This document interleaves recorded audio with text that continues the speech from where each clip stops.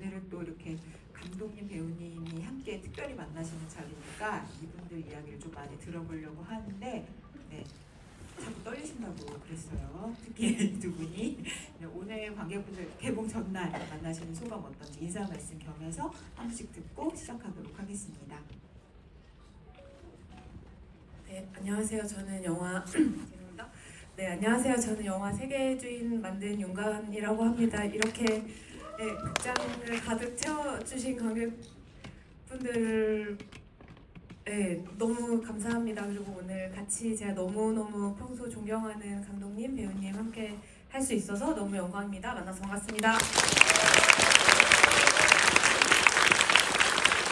안녕하십니까. 저 세계의 주인에서 주인 역할 연기한 서수빈이라고 합니다. 오늘을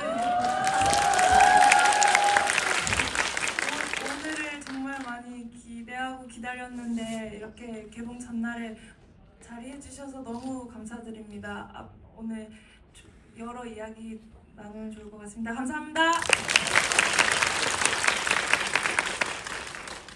네, 안녕하십니까.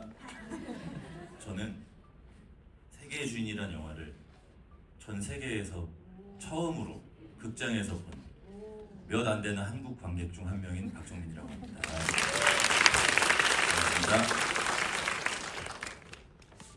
안녕하세요. 저는 윤가은이라는 이 시대의 거장과 동시대의 감독 생활을 하고 있는 연상으로 합니다. 반갑습니다. 근데 아무래도 이제 특히 박정민 배우님, 연상호 감독님께 이걸 여쭤봐야 될 것 같은데 그 토론토에서 누구보다 진짜 극장에서 영화를 빨리 보셨으니까 이 영화가 얼마나 좋은지 얘기하고 싶다 이런 마음이 근질근질 하셨을 것 같은데 영화 어떻게 보셨는지 또 박정민 배우님은 서수빈 배우님 연기 어떻게 보셨는지 이런 것도 얘기해 주시면 좋을 것 같아요. 아니, 영화 너무너무 재밌게 봤죠. 너무 재밌게 봤고 제가 최근에 본 영화 중에 두 편 꼽습니다. 야, 이건 진짜 재밌다.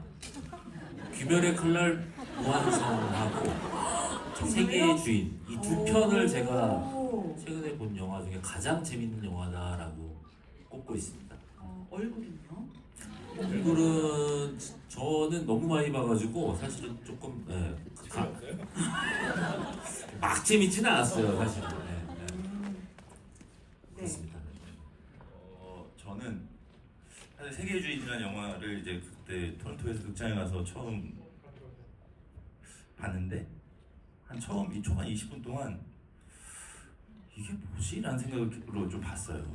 이게 무슨 얘기를 하고 있는 거야? 라고 하다가 점점 이제 그 사건의 중심으로 들어가면서부터 정말 이렇게 재밌으면 이렇게 등 떼고 보잖아요 영화를.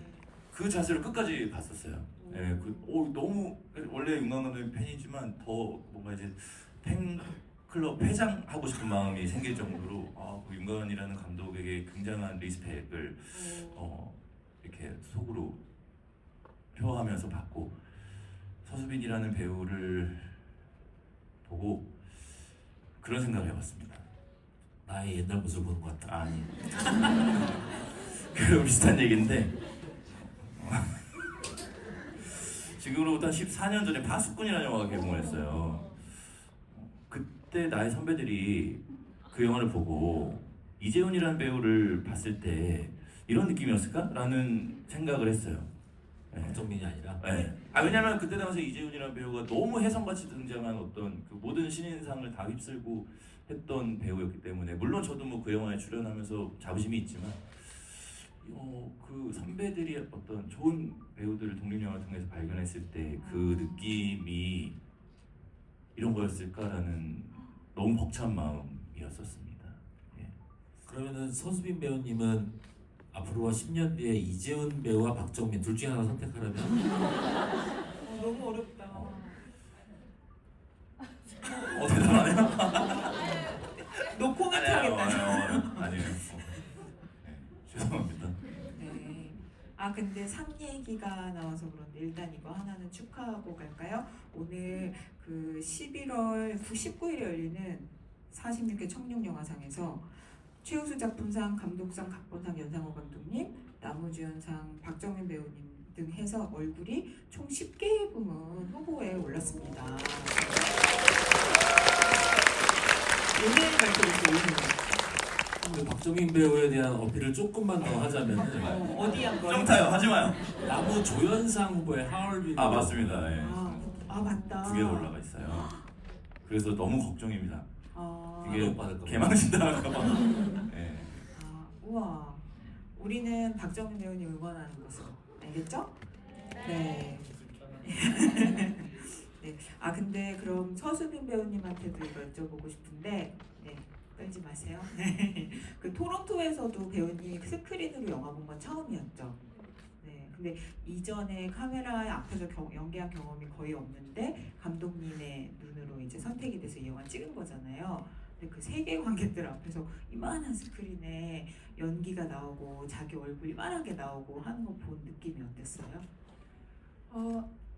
얼굴이 진짜 크더라고요. 거기 극장이 진짜 크고 그 사운드도 너무 좋고 이렇게 제 목소리가 약간 갈라지는 것까지 다 들리고 이러니까 또 너무 부끄럽기도 하면서 너무 신기하고 그 관객분들의 그 호응이 그러니까 웃음을 되게 많이 웃으시더라고요. 그래서 저는 아는 내용인데도 같이 웃고 막 그랬던 신기하고 재밌었던 기억이 있어요. 관객분들이랑 같이 웃었던 장면 중에 제일 기억나는 장면이 뭐예요? 그 애정신 많이 웃으시더라고요. 애기야라고 하나? 그 대사. 그치. 그거는 나만 웃어. 그 한국 사람은 웃었어. 그거 같은 극장에서. 네, 극장에서 봤는데 이제 뭐 애기야 뭐 이러잖아요. 작품. 네. 그러니까 한국 사람들만 그걸 빵 터져서 웃고 이제 자막 보는 사람들은 이제 베이비 이런 거. 네, 베이비 뭐 이렇게 나왔던 것 애기의 같아요. 뉘앙스가 네. 더 그래서 그런가? 제가 이제 여기 감독님하고 배우분들 제 앞자리에서 봤거든요. 수빈 씨가 아마 이쪽 어딘가에서 봤던 걸로 기억하는데 초반에 엄청 제가 이렇게 계속 봤거든요. 어떻게 보나. 근데 엄청 긴장해서 보더라고요. 입체적 관람을 하셨다. 네. 근데 막 이제 영화가 막 무르익으면서 이제 이게 같이 이제 섞여서 보다 보면 이제 본인도 본인 영화를 즐기게 되잖아요. 그러니까 그런 식으로 쫙 풀리고 저도 영화로 다 들어가는 그런 신기한 경험을 했었죠. 와, 박정민 배우님의 그 시선이 너무 재밌네요. 그걸 다 걸쳐서 보시다니. 특히 이제 처음 경험하는 자리일 테니까 계속 이렇게 봤거든요. 되게 긴장하더라고요. 근데 또 배우님이니까 자기 나온 첫 영화 첫 스크린으로 보는 자리에 긴장이 뭔지 배우님이 더 잘할 것 같아요. 너무 잘하죠. 제가 부산 영화제에서 파수꾼 영화 처음 봤거든요. 사실 뭘 보고 나왔는지 기억이 잘 안 나요. 너무 긴장했었어 가지고. 근데 뭐 워낙 너무 잘하셔가지고. 네. 근데 저도 이 영화 보면서 처음에 박 배우님이랑 비슷하게 내가 이 영화의 이야기 줄기를 어떻게 잡아야 되지 하는 시간이 좀 있었던 것 같아요. 그러다가 하고 뭔가 감지가 되기 시작하면 앞에서 봤던 한 15분에서 20분 사이에 나왔던 단서들을 앞에 진행되는 이야기를 보면서 머릿속으로 또 내가 계속 그 단서들을 이렇게 되짚는 과정과 함께 영화를 보게 되는 것 같아요. 그러면서 더 면밀하게 그냥 영화를 보는 방식이 아니라 더 조심스럽게 그 사람과 세계를 살피는 방식이었던 것 같거든요. 근데 아마 이 이야기를 이런 형태로 하겠다고 마음 먹기까지 감독님도 이런 이야기를 이렇게 구성하신 거가 다 그 고민이 담겨있기 때문 아닐까 싶은데 어떤 고민을 정말 많이 하셨을 것 같아서 그 얘기를 좀 들어보면 좋을 것 같습니다.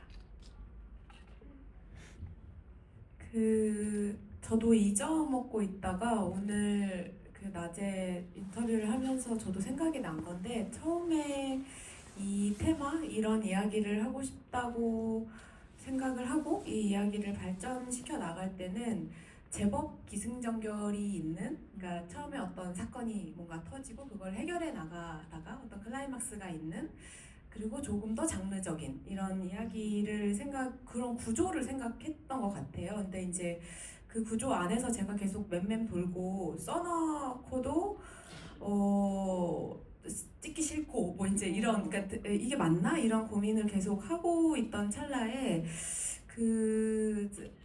글쓰기 관련한 무슨 책을 봤는데 거기에 제가 정확히 그 작가님 성함이 기억이 안 나는데 그 당신이 종착역이라고 생각했던 그곳이 종착역이 아니라 첫 관문일 수 있다는 이야기를 봤어요. 근데 그게 저한테는 어떻게 들렸냐면은 네가 생각한 클라이막스가 아니라 도입이 돼야 된다는 말처럼 뭔가 들렸던 것 같아요. 그래서 사실은 이 이야기는 원래 주인이 같은 아이가 어떤 일련의 일을 겪고 그 자신의 일을 이야기하는, 그러니까 맨 처음에 이제 수호랑 싸우다가 이렇게 충동적으로 확 어떤 이야기를 하는데 이제 그 이야기가 사실은 클라이막스에 있었어요.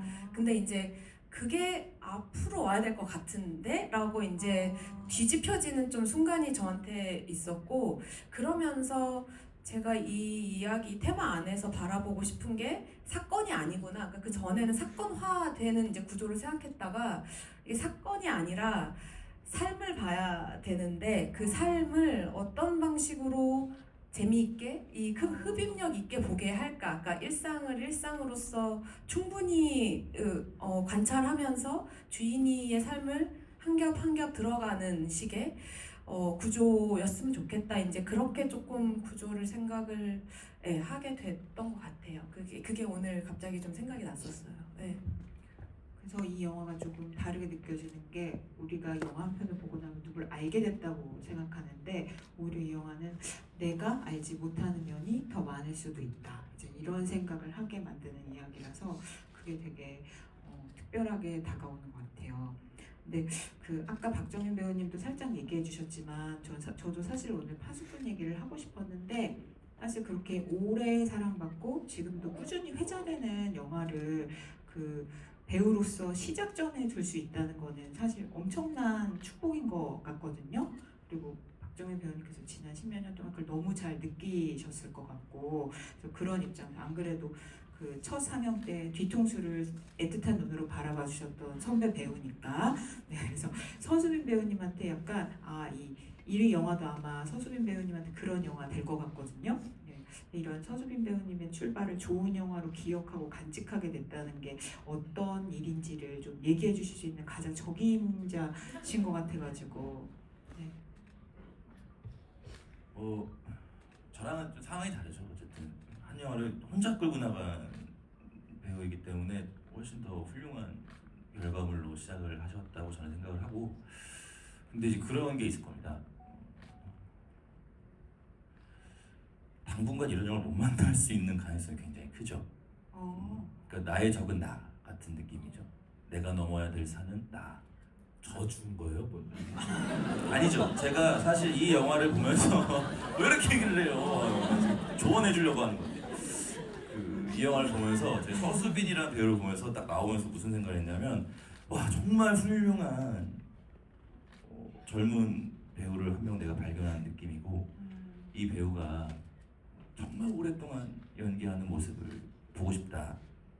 그런데 부침이 있을 수도 있는데 그 과정에서 배우의 삶은 어떻게 흘러갈지를 알 수가 없으니까 그만두고 싶을 수도 있고 잘못된 선택으로 인해서 뭔가 이렇게 꼬일 수도 있고 여러 가지고 내가 의도하지 않은 상황들이 굉장히 많이 발생되잖아요. 뭐 모든 사람의 삶들이 다 그렇죠.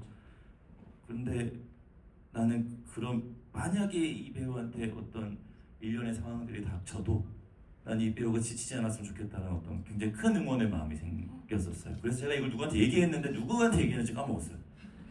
이 극장을 나와서 내가 백은하 소장님이었나 누구한테 얘기를 했어요. 이거 난 진짜 이 배우가 지치지 않고 계속 그냥 자기 갈 길을 가면 너무 훌륭한 어떤 나중에 이제 큰 배우가 되어 있을 것 같다는 확신 같은 게 좀 들었거든요.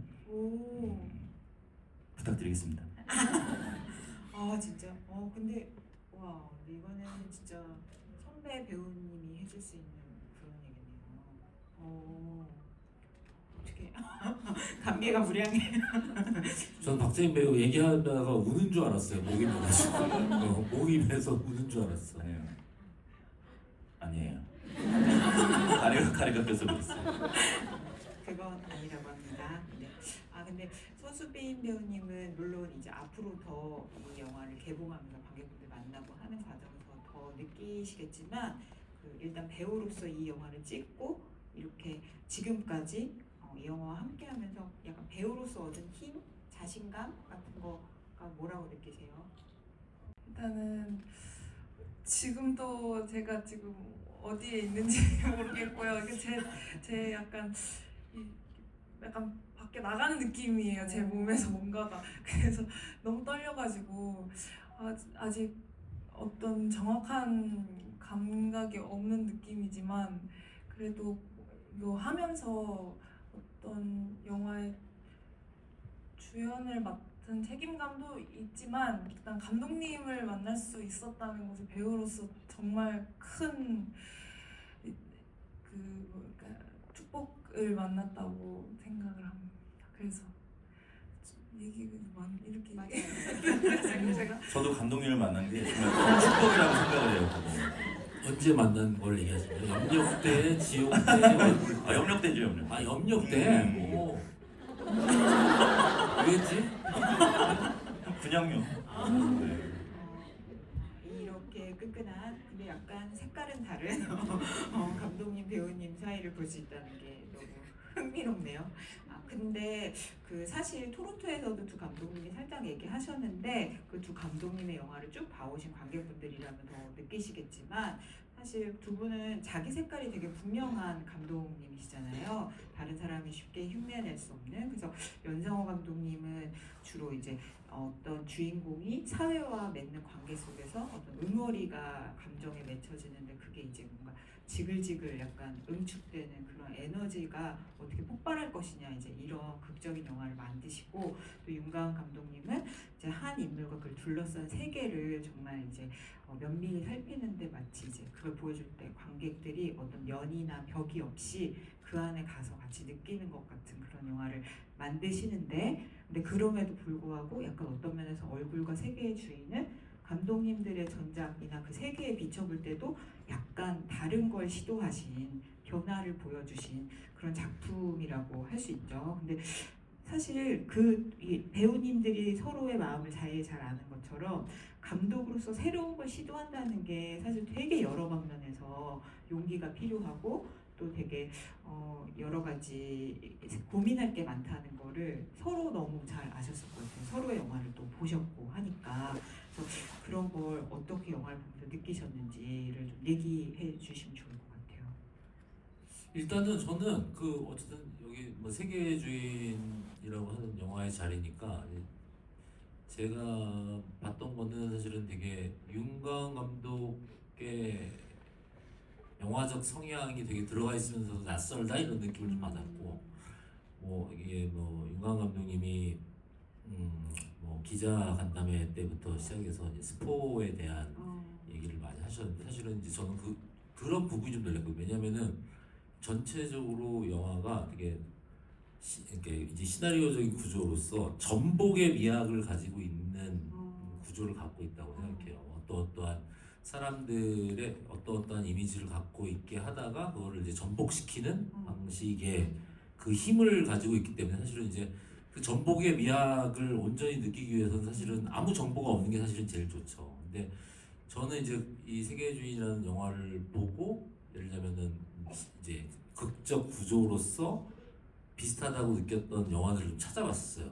세계의 주인하고 이거는 내가 느끼는 이제 어떤 전복적 미학이 가지고 있는 몇 개를 이거랑 비슷할까? 처음에 찾아봤던 게 4월 이야기, 이와이 슌지의 4월 이야기. 이와이 슌지 4월 이야기도 쭉 나가다가 이제 한 번 뒷부분에 이제 확 전복시키는 게 있죠. 근데 4월 이야기보다도 저는 사실은 되게 더 정교한 방식으로 전복이 이루어졌다고 생각해서 저는 그럼 분명히 이 세계의 주인과 비슷하게 과거의 한국 영화에 이뤘던 전복의 미학을 가지고 있던 영화가 있었는데 라고 찾아봤었는데 오아시스랑 저는 되게 비슷하다는 느낌을 받았어요.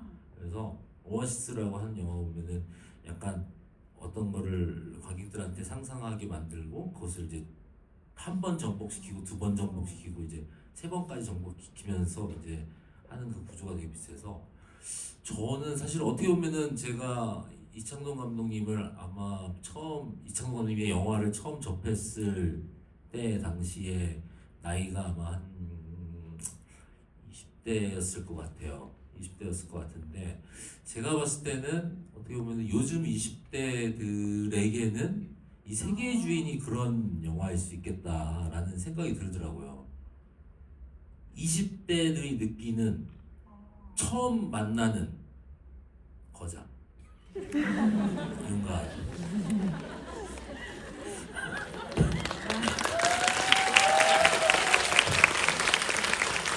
아니 대기실에서부터 오늘 약간 컨셉을 그 주제어를 거장으로 잡으셨다고 영 감독님께서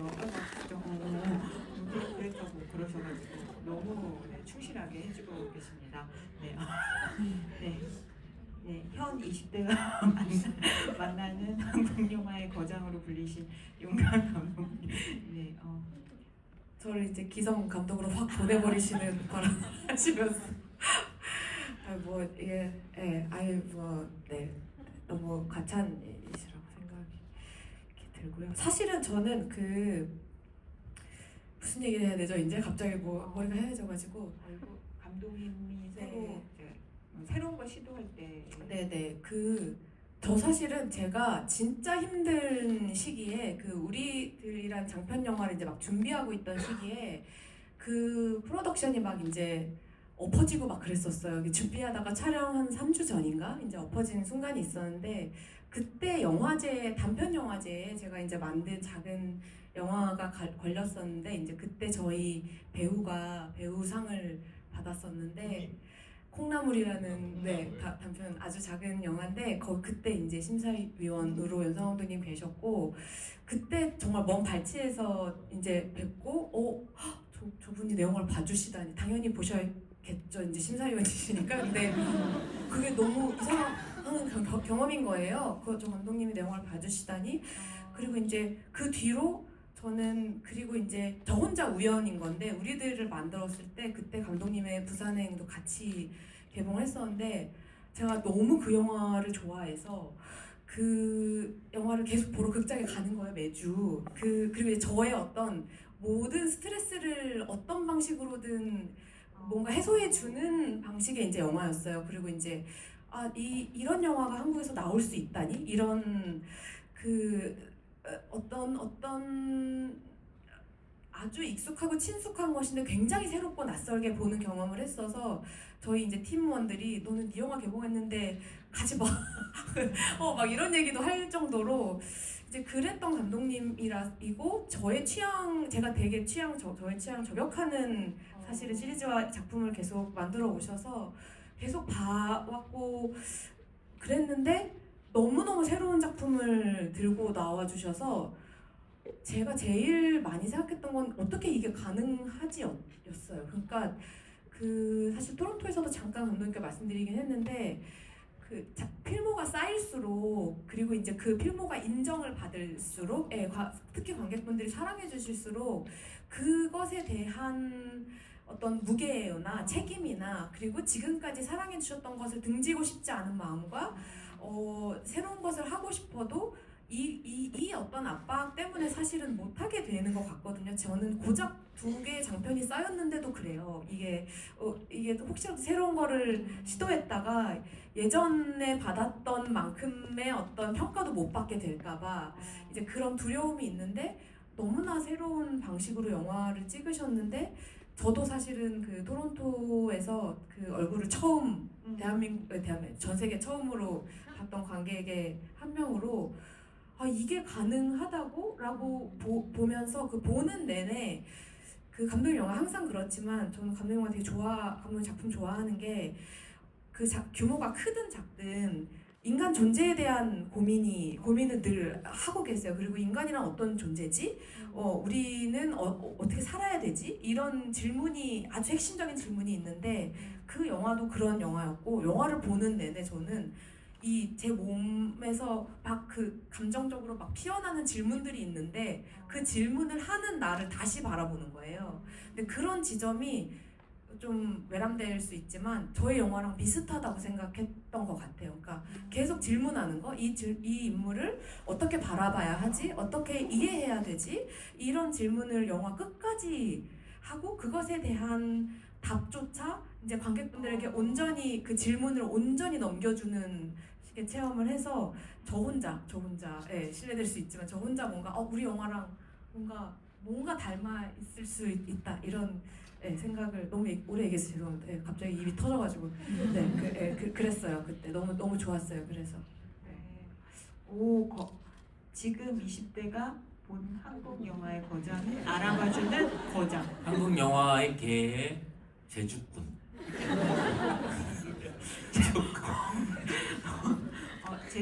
제주꾼으로 만족하시는 거예요 지금?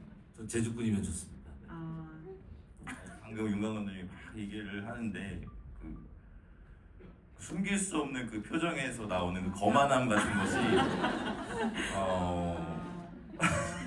이게 왜 거만한 일이야? 어, 거만하지 않습니다. 이게 해주셨던 얘기라서 사실은 너무 감사하죠. 근데 아까 그 얘기가 저는 좀 와닿았어요. 윤강 감독님이 예전에 봤던 평가만도 못 받게 되면 어쩌지라는 생각을 하셨는데 저는 이미 그런 적이 되게 여러 번 있어가지고 내성이 생겼어. 그런 거에 대한 건 겁이 없어졌어요. 이제. 진짜요? 그럼요. 근데 얼굴로 더 높은 평가를 받으신 거잖아요. 금방 없어질 겁니다. 솔직히 기대하셨는지 궁금해요. 혹은 너무 두려우셨을지 기대하셨을지. 왜냐면 저희 저 독립영화 이번에 독립영화 만들었지만 그 독립영화인들 사이에서 굉장히 화제였어요. 큰일 났다. 연상원들 여기까지 오시면 우리는 어떻게 먹고 사는가. 그리고 그 팀원들 굉장히 정말 똘똘 뭉쳐서 예, 이거 어떡하지? 우리는 이제 어떻게 살라는 말인가 막 이런 얘기도 많았었고 네? 이렇게 이렇게 좋은 작품이 될지 이렇게 많은 그걸 예상을 했냐고요? 네, 분들이 보실지. 아니 저는 항상 제 작품 만들면은 혼자 엄청 재밌게 봐요. 혼자 엄청 재밌게 보는데 평가는 늘 다르다 보니까 사실은 그냥 운 좋으면 그런 거고 아니면 말고 그렇게 생각하지 사실은 막 거기 엄청 집착하지는 않습니다. 박 배우님 보시기에도 그러세요? 평정심이 항상 있으세요? 항상 평정심을 유지하시고 또 겸손하시고 자중하시고 그런 스타일과 전혀 거리가 없어요. 조금 부연 설명을 드리자면 나는 인정에 대한 것보다는 지표가 있어요. 제가 원하는 지표가 있어요. 눈에 보이는 지표. 인정이라고 하는 거는 예를 들자면은 이거는 약간 형이상학적인 건데 나는 확실한 지표 얼마 정도 봤으면 좋겠다. 관객 수? 그런 거 때문에 집착하는 거지 사실은 아니 저희끼리 그냥 항상 왜냐면 이렇게 저희 이 영화 시작할 때 감독님 작업실에서 그냥 이렇게 술 한잔 하면서 이야기하다 보면 2억으로 만든 영화잖아요. 그러니까 우리끼리 할 수 있는 이야기가 너무 많아져요. 이 영화를 어디까지 갈 수 있는가에 대해서 전혀 현실성 없는 이야기들까지면 쭉쭉 가거든요. 그런 부분들이 전 되게 재밌었고 개봉하고 나서도 저희끼리 엄청 웃었어요. 그런 이야기들 많이 하면서.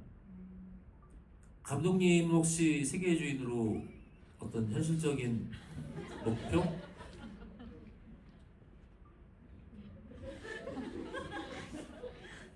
제가 영화 극장에서 손익분기점을 넘긴 적이 없어서 사실은 근데 제가 이 영화 만들면서는 그냥 딱 이거는 서수빈 배우랑도 이야기 많이 했는데 뭔가 모르게 이 어떤 테마나 이 하고자 하는 이야기의 방향 같은 게 제 의지가 아닌 것 같은 느낌을 제가 되게 많이 받았거든요. 진짜 이상한 경험이었어요. 저도 그렇게 영화를 만들어 본 적이 없는데 뭔가 이런 영화를 만들어야 될 것 같은데 이 세상에서 뭔가 근데 우리의 능력은 미천하지만 되는 데까지는 일단 만들어 봤으면 좋겠고 일꾼으로서 여기 이거에 충실하게 일하다 보면 어딘가 도달해 있겠지? 그러고 나면 진짜 처음으로 관객분들이 많이 보시면 좋겠더라고요. 그런 생각조차 못 해봤어요 예전에는. 토론토에서 그 얘기를 나왔어요. 윤강 감독님이랑 이 영화는 제가 정말 질리도록 보는 영화들이 있거든요. 진짜 영원히 남는 영화들 몇 개 제가 맨날 뭐 러브레터 뭐 그다음에 뭐 고로사와 키요시 큐어 이런 영화 뭐 진짜 영원히 남는 영화라고 생각하는데 사실은 이 세계의 주인이 그렇게 될 것 같다라는 느낌이 좀 있어요. 이게 어떻게 보면은 그런 거 있잖아요. 이게 뭐 몇십 년이 지나서 한국 영화를 이렇게 막 결산을 하면은 늘상 나오는 그런 화면들 있잖아요. 나는 거기에 예를 들자면은 뭐 홍콩 영화 그러면 뭐 장국영, 아비정도 이렇게 런닝 입고 춤추는 거 그 영화를 안 봤어도 그 장면 다 보잖아요. 약간 그런 것처럼 이 세차장 씬 이런 게 한국 영화 결산 이럴 때 그 장면은 항상 들어가는 거지. 그러니까 막 설경구 선배 나 돌아갈래 한 다음에 그 뒤에 세차장 씬 들어가고 그다음에 이 부산행 이제 좀비 편집까지 하셨네. 파수꾼 들어가고 내 편 나왔네요. 저 질문 하나 해도 돼요? 그럼요. 뭐 인터뷰 같은 데서 나왔을 것 같아서 제가 못 찾아봐가지고 이 배우 서수빈이라는 배우를 감독이 오디션 보고 발탁하셨죠. 그때 어떻게 오디션 보셨어요? 그게 1차는 그러니까 1, 2, 3차 이렇게 뭐 이런 식으로 봤는데 1차는 사실 오디션이라기보다는 1대1 미팅 이렇게 해서 제가 이제 프로필 그때 이제 저희 연출팀도 없을 때여서 저랑 이제 저희 캐스팅 디렉터님 그 엄현숙 대표님이랑 저 우리들 때부터 계속 도와주신 특히 어린이 청소년 역할 많이 도와주신 분인데 그분이 20대 젊은 배우분들도 굉장히 많이 알고 계셔서 프로필을 제가 직접 보고 이 친구 좋을 것 같아요. 그럼 이제 1대1 미팅을 한 20분 정도 진행을 하는 기간이 한 2, 3개월 정도를 아주 인텐시브한 아침부터 시작해서 저녁까지 이제 계속 20대 배우들을 만나는 거죠. 그런 과정 속에서 거의 마지막쯤에 보고 이제 이야기를 했는데 너무 재밌어서 이야기하는 게 되게 재밌었어요, 사실은. 그래서 이제 만나서 그 2차로 이제 즉흥 워크샵, 연기 워크샵 같은 한 10대 명의 이제 20대 배우들이 모여서 즉흥 연기를 계속 해나가는 제가 선생님 같은 거죠, 말하자면. 그래서 그런 거 이후에 또 1대1로 만나서 하루 한 반나절 정도 밥 먹고 수다 떨면서 또 얘기하고 이제 그런 순서는 그렇게. 그러면은 뭐 발탁이 되지 않은 분들에게는 뭐 좀 실례가 될 수 있겠지만 어떤 부분이 그런 단체 이렇게 워크숍 할 때 내 눈에 확 들어오셨어요? 관상가를 관상 보신 관상을 보셨다. 관상도 봤어요. 관상도 그쵸. 그 1대1 미팅 때 다 관상도 보고 관상이래봤자 이제 근데 감독님도 그러시지 않을까 좋아하는 느낌은 있는 것 같아요. 그냥 이렇게 호감이 가는 더 그런 인상은 있는 거는 같고 즉흥극 볼 때는 정말 다 잘하는 배우였어요. 그리고 사실 제 마음속에 이주인의 키나 뭐 얼굴이나 뭐 몸이나 이런 게 어때야 되라는 인상이 전혀 없었기 때문에 그냥 다 열어놓고 무작위로 돌아가면서 그 연기를 계속 했던 거거든요. 근데 좀 완전히 다르긴 했어요. 근데 뭐가 달랐냐면 정말 경력이 없어서 그래도 다른 친구들은 프로필에 뭐 QR 같은 거 찍으면 이제 영상이라도 나오거든요. 단편 영화 어디 출연해 그것조차 없었어요. 그래서 이제 진짜 그냥 깨끗하게 제가 모르는 상태인데 더 불리한 거죠, 말하자면.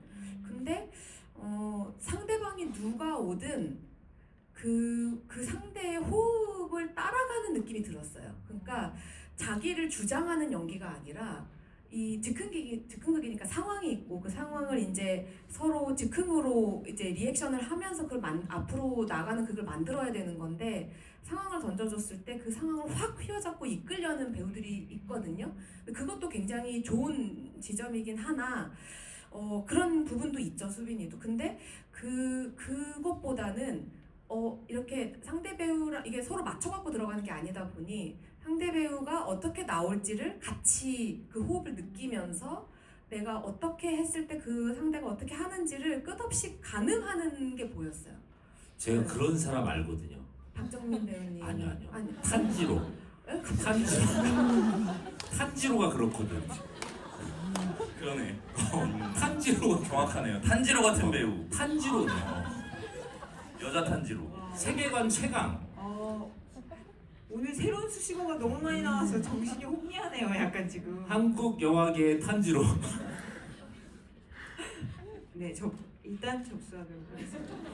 근데 이거 궁금해요. 사실 우리가 윤가은 감독 영화 좋아하는 게 다 그 각각의 이유가 있겠지만 배우님들도 보면 어떤 면이 어떻게 저런 장면을 저렇게 찍었지? 어떻게 저렇게 촬영이 가능하지? 그러니까 약간 그런 면들이 배우님 보시기에도 그런 지점들이 있을 것 같아요. 그래서 약간 박정 배우님께서 이번 영화 보시면서 그렇게 느꼈던 순간들, 장면들 같은 거를 물어봐 주시면 서주빈 배우님이 어떻게 찍었는지 얘기해 주시면 좋을 것 같아요.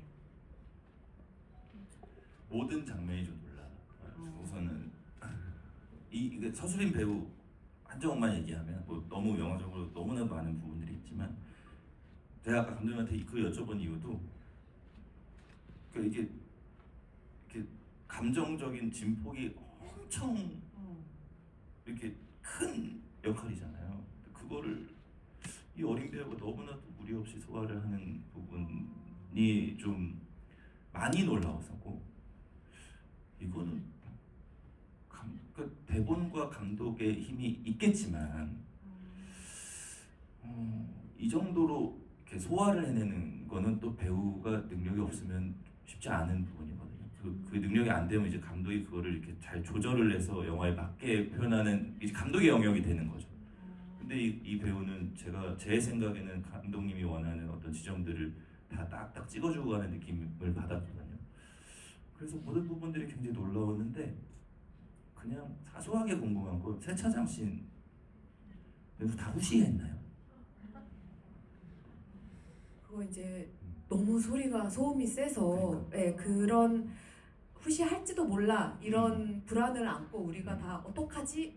하지만 일단 찍어야지 뭐 이제 이런 이미지라도 이렇게 했는데 다행히 후시를 동시 썼어요? 네 동시를 너무 저희 기가 막힌 동시 나는 저거 후시면 저거 어떻게 했을까가 굉장히 궁금했거든요. 후시면 그 감정이 저렇게까지 안 돼. 저렇게 안 나와요. 무조건 그거는 후시가 불리한 씬인데. 서 배우님, 박 배우님이 얘기해주신 배우가 그 큰 역할의 감정 폭을 알아서 약간 찍어주는 느낌이 있었다 이런 거에 대해서 어떻게 답하실 수 있어요? 그냥 저는 뭔가 감정의 폭이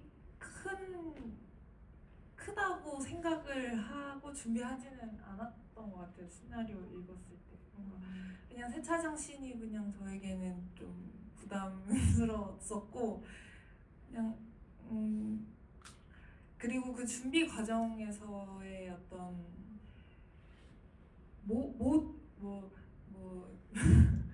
이렇게 뭘 해야 하는지 뭐 평소에 어떻게 지내야 되는지 준비 시간 그리고 휴차 때 어떻게 써야 되고 뭐 그런 것들을 알려주셨었어요. 네, 주인이랑 가까워질 수 있는 그거를 열심히 했더니 그 현장에서 그냥 나와요? 예, 아니 탐지로라니까. 왜 뭐? 아니 이게 제가 뭘 알려줬다기보다는 서진 배우 처음이니까 그리고 이 인물이 감히 표현하기가 힘들죠. 이거를 실제적인 뭐 자료 조사를 가지고 덤빌 수 있는 것도 아니고 사실은 그 감정의 깊이를 아무리 이해한다 한들 저도 그러니까 이게 되게 어려운 게 저는 제가 주인을 모른다고 생각했어요. 이걸 쓰면서도 나도 몰라 이 인물을 끝까지 모를 인물인데 인물인데 어느 정도까지 드러내야 하지에 대한 고민 저한테 있었는데 이거는 배우한테 너무 큰 짐이죠. 근데 서수빈 배우가 너무 처음이라 부담스럽고 긴장되니까 찾고 이제 자기 알바도 해야 되고 뭐 이제 여러 가지 일들이 있는데 쉬는 시간이 되면 저희 그 상암에 이제 프로덕션 오피스인데 거기 주변을 계속 맴돌고 있는 거예요. 그냥 방황을 하는 거죠. 그 건의로요? 길거리를 그냥 그래서 너 어디니? 그러면 이제 거기라고 그냥 그 사무실 주위를 맴돌고 있는 거예요. 영원히. 그냥 걸었어요? 그거를? 대본을 메고 그냥 나 자꾸 나와 있어서 그냥 너의 삶을 살아라 이렇게 얘기를 한 것밖에 없었는데 이제 너무 그렇게 불안하니까 그랬는데 이제 그러지 말라고 감독님께서 그냥 너무 자꾸 무거워지는 거예요. 제가 준비하면서 너무 부담되기도 하고 그런 게 보이셨는지 그러지 말고 그냥 네 일상을 살아라고 작품과 관련 없는 친구들 만나고 잘 먹고 잘 자고 책 읽고 영화 보고 평소처럼 하는데 다만 그걸 좀 더 열심히 하라고 해주셨고 그 주인이랑 계속 가까워진 시간을 보내다 보니까 그 현장에서 감독님이 상황을 되게 디테일하고 섬세하게 저한테 말씀을 해주셨는데 그 상황 속에 계속 제가 들어갈 수 있게끔 계속 안내를 해주셨어요. 그렇다 보니까 그냥 이렇게 화가 나고 막 그 수호 역할한 김정식 배우가 이제 그 현장에 오면 막 화가 나기도 하고 저절로 좀 그런 게 생겼던 것 같아요. 두 분은 왜 그러세요? 웃을 거면 얘기하고 웃으세요. 저희에게는 일어나지 않았던 이게 무슨 소리지? 대본을 가방에 넣고 거닌다든가 너의 삶을 살아라라고 한다든가. 아 저는 박 배우의 삶을 살아라는 얘기는 많이 하는데 이렇게 자연스럽게 그 인물로 들어갈 수 있는 어떤 상황을 설명해 준다던가. 저는 좀 방해하는 편. 어. 서두를 만들어서 제가 언제도 한번 저희 얼굴 지고 있때 얘기했던 거. 나는 끝까지 그 엄마의 사진을 촬영 때 보고 싶었는데 이거 봐라 하고 이 사진 보여. 잘 나왔지? 하면서 그거가 거기서 보면 그게 너무 몰입이 될까봐 아. 박 배우의 삶을 살아라. 그래서 잘 제 삶을 살았습니다. 아. 거의. 아니 좀 후보도 되고 청룡 후보도 되고 얼마나 좋아. 삶을 살았는데. 뭐 영화를 만드는 방식은 또 여러 가지가 있으니까 그렇겠죠. 네. 그럼 관객 질문도 오늘 받아보려고 하는데요. 오늘 질문 해주시는 분께는 그 윤관 감독님, 서주빈 배우님 사인하신 포스터 드리도록 하겠습니다. 네. 연상호 감독님께서 한번 골라주세요. 하나, 둘, 셋. 거기 하얀 옷 입은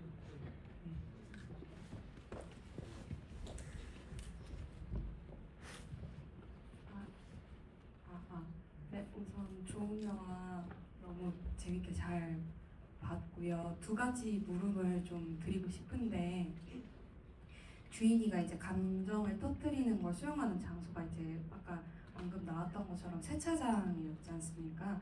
이 스페이스 설정에 대한 특별한 이유가 혹시 있으신지와 더불어서 그 씬에 이제 롱테이크가 참 인상 깊었고 그리고 주인이가 막 발산을 하다가 세차가 마무리될 때 진정을 이렇게 차츰하더니 엄마가 자연스럽게 휴지를 건네고 물을 건네고 한 바퀴 더 돌까라는 질문을 하는 게 저는 이제 너무 다정하고 상냥한 다독임 같았는데 관객이 여기서 이제 어떤 심상을 느끼길 바라시면서 짠 씬인지 좀 궁금하고요.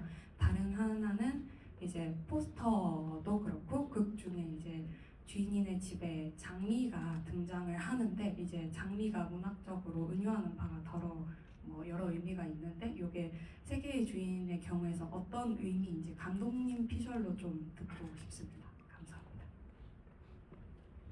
네, 일단 질문해 주셔서 너무 감사합니다. 영화를 세심하게 봐주신 것 같아서 너무너무 감사드리고요. 정말 솔직히는 그 장미 자체의 어떤 의미나 메타포 같은 거 생각하진 않았어요. 근데 그냥 태선에 대해서 생각했던 것 같아요. 태선이는 끝없이 싱싱한 집에 어떤 생기와 활기와 살아있는 어떤 온기를 주고 싶어서 혹은 예뻐서 그냥 엄마 그냥 얘기하니까 예뻐서 끝없이 살아있는 꽃을 사오고 그걸 전혀 돌보지 않게 되는 그 모든 면이 있는 인물인 거죠. 그 돌보지 않게 된다기보다 돌보지 못하게 되는 너무나 삶에 치이기도 하는 그냥 그런 태선이를 표현해 보고 싶어서 이제 장미는 사실은 들어왔던 거고요. 꽃이 장미가 된 이유는 그 여러 꽃들 중에 저희가 미술 감독님이랑 상의를 할 때 좀 촌스러운 꽃이면 좋겠다는 얘기를 했어요. 근데 요새는 장미만 이렇게 잘 안 하잖아요. 너무 화려하고 예쁜 꽃다발들이 많은데 그냥 조금 올드한 촌스러운 느낌이 나는 태선이 정말 어렸을 때 좋아했을 것 같은 그런 꽃이면 좋겠다 이런 생각을 하면서 이제 장미가 결정이 됐고요.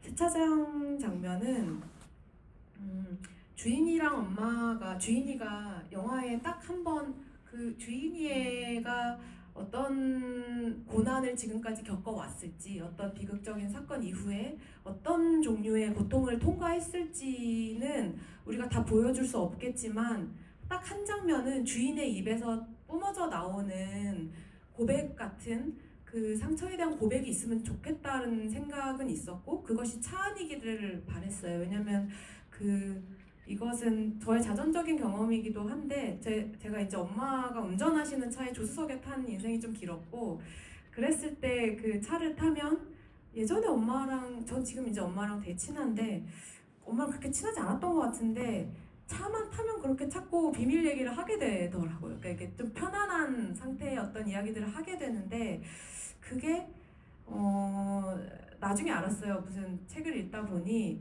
차라는 공간 자체가 폐쇄된 공간이잖아요. 그리고 이제 그 차 안에 있는 인물 그게 뭐 둘이니까 이 모녀니까 둘이 서로의 눈을 바라봐야 된다는 부담 없이 자신의 이야기를 폐쇄적인 공간, 은밀한 공간에서 할 수 있는 공간이고 그리고 끝없이 차창밖 환경은 변하잖아요. 그러니까 환기가 되는 거죠. 끝없이. 그러니까 이야기를 털어놓기에 그리고 특히 비밀스럽고 복잡하고 불편한 이야기를 털어놓기에 좀 좋은 장소라는 이야기를 나중에 읽었는데 그런 작용을 하는구나라는 생각 때문에 차 안이길 원했는데 그럼 이 차를 어디 운전 중에 이런 얘기를 할 수 있을 것인가 뭐 이런 고민을 하다가 주인이가 엄마한테 이렇게 발작적으로 화를 내고 왜 나를 챙기지 않았어 라고 말하는 이 순간이 이 모녀에게 얼마나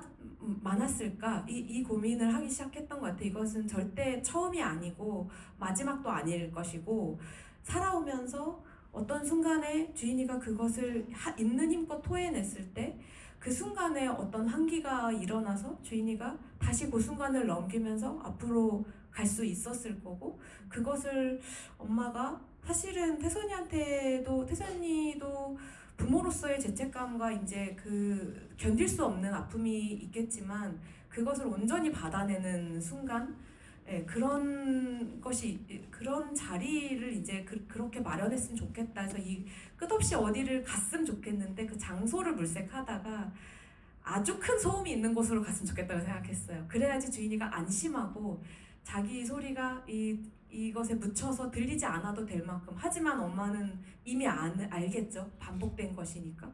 그런 장소를 생각하다가 자연스럽게 세차장이 됐고 제가 이거 찍고 나서 좀 놀랬던 거는 이 수인 배우랑 뭔가 이렇게 뒷깎이를 맞추진 않았어요. 그러니까 뭐 어디서 울었다가 어디서 뭐 이거를 뭐 정확히 닦고 뭐 이렇다기보다 아주 뭉뚱그려서 언제쯤 이게 뭐 롤링이 될 때쯤도 조금 더 올라갔으면 좋겠는데 감정에 따라서 일어나야 되는 작용이니 뭐 이제 이런 식으로만 부탁을 드렸는데 그게 밖에 이제 세차장이 돌아가는 이 코스와 뭔가 좀 기적적으로 뭔가 맞아진 느낌을 나중에 편집실에서 보면서 느꼈어요. 저는 이게 뭐 저는 그렇게 느꼈다는 거 그렇게 안 느끼신 분들도 계시겠지만 그래서 이제 그냥 그런 순간들이 좀 있었습니다. 세차장 씨 몇 테이크 갔어요? 여섯 번. 죄송합니다. 안 힘들었어요? 마지막에는 좀 마지막이었으면 좋겠다라고 생각하게 됐고 그 마지막 테이크 썼던 것 같아요. 그 마지막 혹은 그 전 테이크 이렇게 썼던 것 같아요. 그렇구나. 그럼 박정민 배우님이 이번 질문자 선정해 주세요. 하나, 둘, 셋. 너무 질문을 하고 싶어 하시는 것 같아요. 저 서 계시고. 이제 여기 관객분들 서로 친구한테 오늘 세차장 가자 그러면 이제 중요한 얘기 하는 걸로. 오늘 저랑 세차장 좀 하고. 세차할 때 됐어? 네, 안녕하세요. 저는 경기도 평택에서 3시간 운전하고 온 박담이 엄마 박담현입니다. 임경희입니다.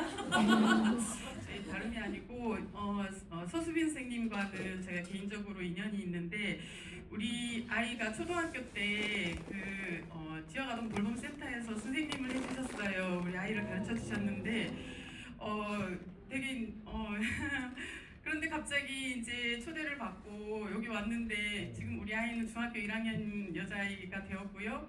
근데 갑자기 키스를 하셔가지고 너무 깜짝 아, 영화 시작하자마자 격렬하게. 근데 진짜 우리 초등학교 때 우리 아이를 가르치면서도 영화인의 꿈을 꾸셨는지 궁금하고 또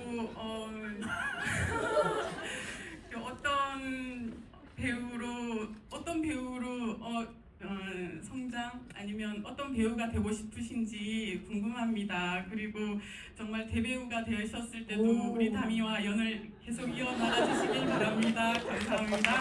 저 관객분께 이거 여쭤보고 싶은데 대답해 주실 수 있어요? 선생님 하실 때 서수빈 배우님이랑 영화에 나오는 서수빈 배우님 모습이랑 어때요? 비슷해요? 정말 상상도 할 수 없는 다른 모습이에요.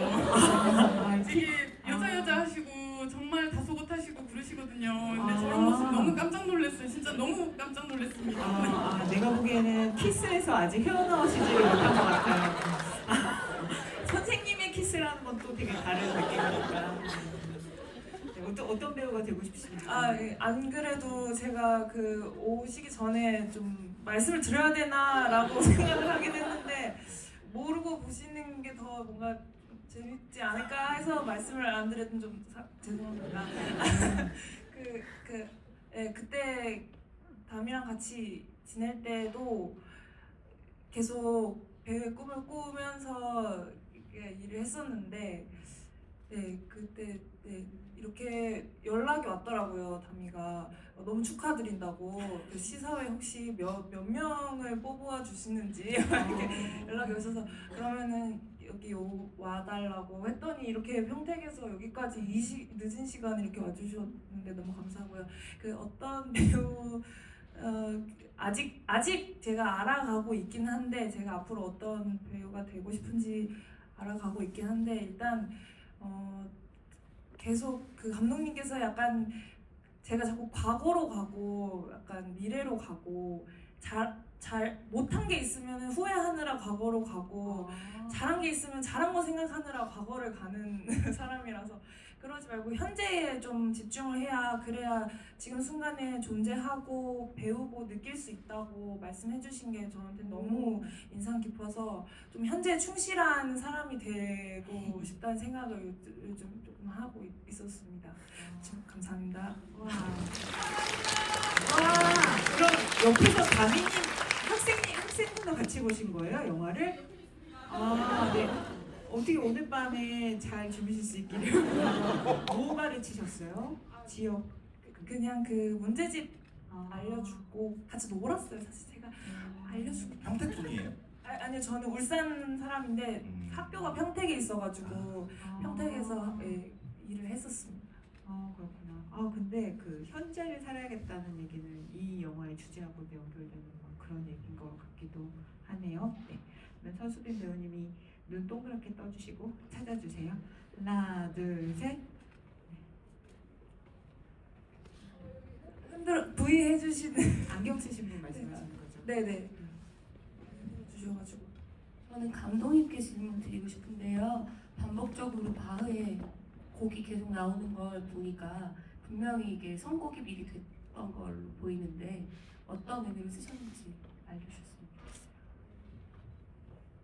좋겠어요.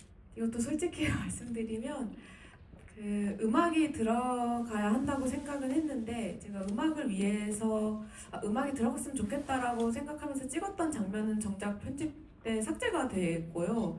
근데 이제 이 영화는 제가 계속 그 집중했던 게 주인이가 어떻게 일상을 살아갈까, 매일매일 주인이는 어떤 하루를 보내고 어떤 것들을 맞이하고 그것이 일상이라는 것은 반복이잖아요. 그래서 계속 주인에게 다가오고 주인이가 그것을 매일의 훈련처럼 혹은 명상처럼 해나가는 게 뭘까 뭐 이런 고민을 갖고 제 영화를 만들었는데 그래서 영화 안에 어떤 일종의 반복적인 구절이 들어가는 음악이 들어왔으면 좋겠다라는 생각이 사실 먼저 있었고 클래식을 쓰고 싶었는데 그때는 이제 처음에는 피아노 연주곡 위주로 좀 알아봤어요. 그러니까 연주라는 것은 계속 뭔가 우리가 훈련하기 위해서 반복적으로 구절들이 있는 연주곡을 좀 알아보다가 그래서 원래 하노, 체르니 이런 피아노 교본집 위주로 조금 알아봤었는데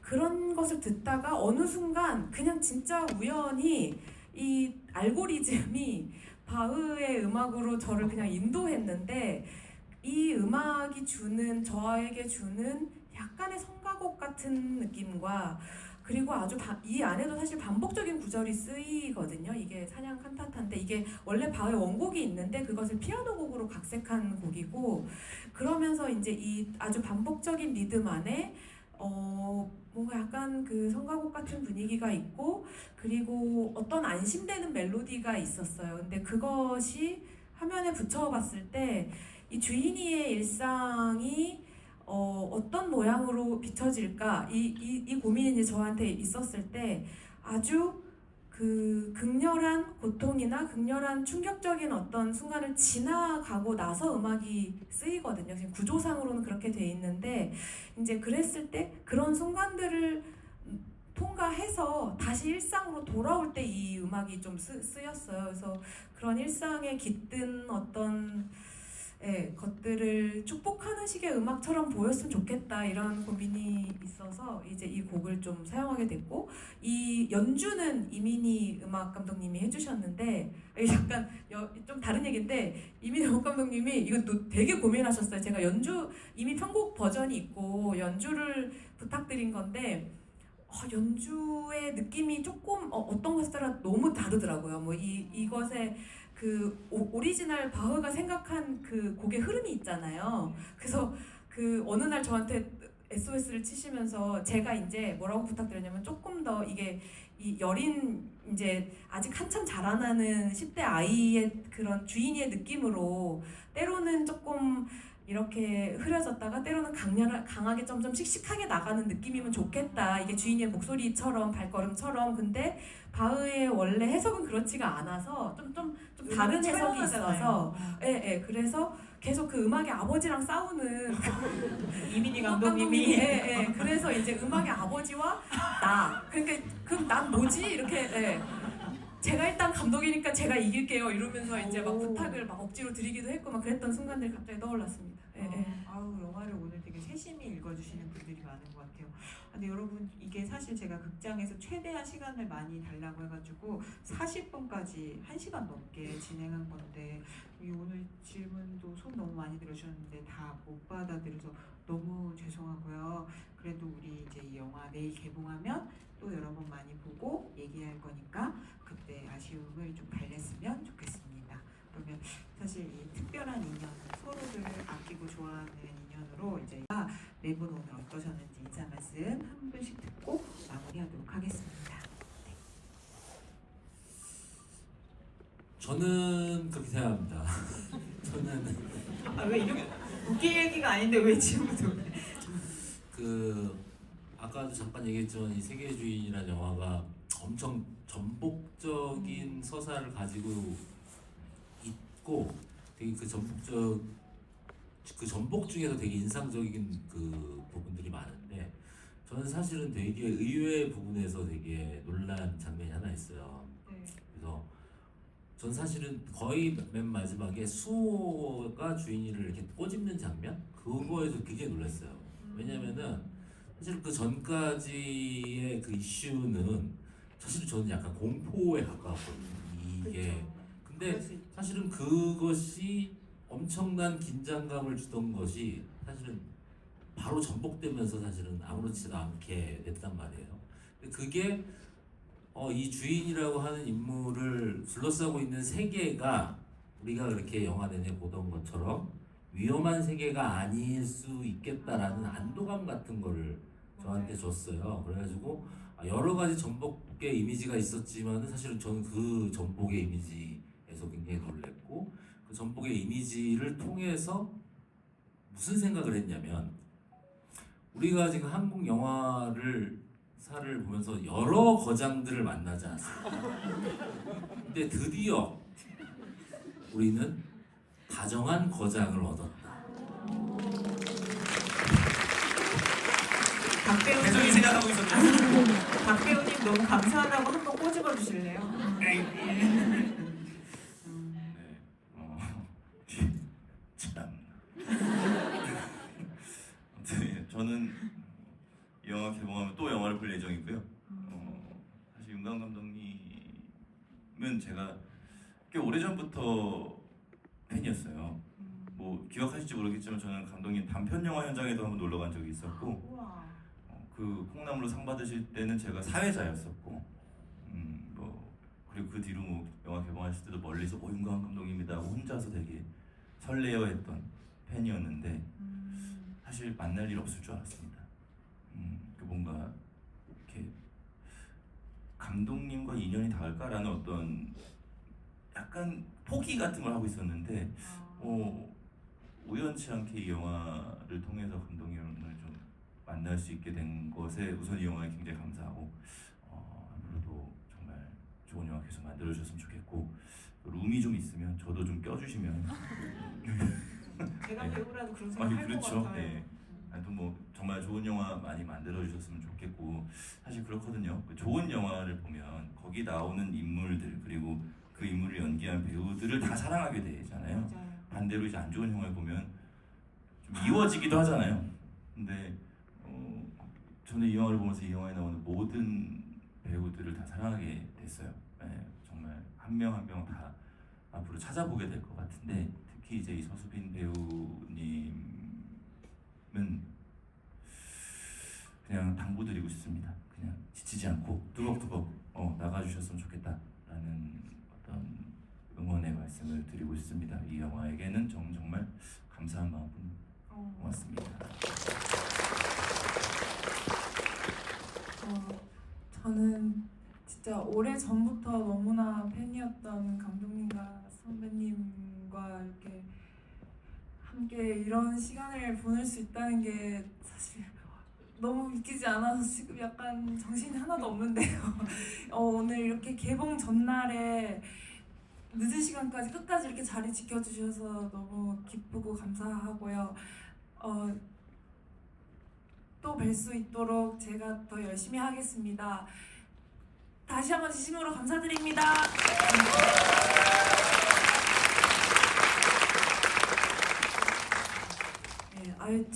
네, 너무 감사드리는 마음이고 제가 언제 또 이런 기회가 올지 모르겠는데 진짜 영광스러운 자리였던 것 같아요. 저희 두 분의 영화를 토론토에서 처음으로 봤던 그 순간도 그렇고 내가 영화계에서 정말로 좋아하는 감독님, 배우님들께 내 영화를 선보여드릴 때가 제일 무서운 마음이 드는 것 같아요. 혹시 싫어하면 어떡하지? 혹시 마음에 안 들면 어떡하지? 이제 이런 그 긴장 속에 있었는데 영화를 정말 적극적으로 심지어 막 샤라웃을 막 해주셔서 이제 저는 그런 생각이 들어요. 이게 뭐 저에 대한 뭐 칭찬이나 이 영화의 뭐 만듦새에 대한 그런 어떤 찬사라는 느낌이 전혀 그런 게 아니라 저희가 어쨌든 부족하지만 이 영화 안에서 해보고 싶은 이야기나 이 영화 안에 담고 싶은 인물들이 있었거든요. 그 인물들에게 그 실제 지금도 이 순간을 살아가고 있을 주인의 친구들, 주인의 가족들의 손을 잡아주시는 것처럼 저는 느껴져요. 그게 너무너무 감사드리고 여러분들도 오늘 그 손을 잡아주셔서 너무 감사합니다. 네, 돌아가셔서 주변 분들과 다정한 이야기들 다시 한번 주변 사람들을 다시 한번 만나는 순간들을 맞이하셨으면 좋겠습니다. 네, 진심으로 감사드립니다. 여기 48분의 다음 상영 관객이 들어온대요. 그래서 빨리 나가야 되는데 그럼 같이 인사하고 하나 둘 셋 감사합니다. 그럼 게스트분들 왼쪽으로 나가시는 동안 박수로 보내드릴까요? 여러분